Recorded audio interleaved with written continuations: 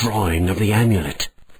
Now to finally escape from this prison and collect all of the 9 gems. The first gem! The town and the letter. But I'll need to find my way out of the woods first. 2 gems. 7 more. The shipyard could have some answers. If I could just get out of this town. Yes, the 3rd gem! Pirate's Cove. After I find Redtail's ship, I'll have to pay a visit to my old friend Marrow. Another gem for the amulet. The undersea cave. It must be somewhere around the cliffs. The 5th gem. The map is finally complete.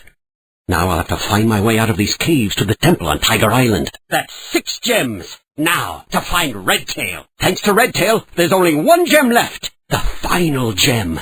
The amulet is mine.